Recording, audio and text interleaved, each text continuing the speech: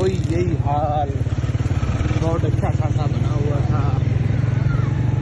बीच में पता नहीं तो पानी की लाइन याद आ गई, गैस याद आ गई, PTCL के चूल्हे याद आ गए। अच्छा खासा देखो बहुत बना हुआ था बलदीया टाउन में। फिर अभी इनको याद आया कि इसमें पानी की लाइन डालनी थी और कोई लाइनें डालनी थी। क्या हुआ कराची का, ये माफियाज हैं। मुर्तज़ाबाद तो बोल रहा है इनको गिरफ्तार करेंगे, अगर अभी क्या हुआ है, अगर इनका टाउन का चेयरमैन है, सब पीपल्स पार्टी है, क्या करेंगे। शुरू से ही अच्छा खासा रोड है, देखें अच्छा खासा रोड बना हुआ है। अभी इनको याद आया इसमें पानी की लाइनें डालनी थी।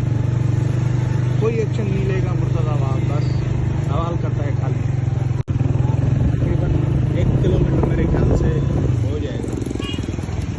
सारा बीच में इन लोगों ने तो याद आ गया काम।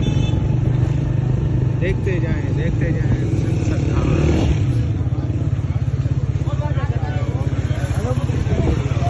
बीच में इन लोगों ने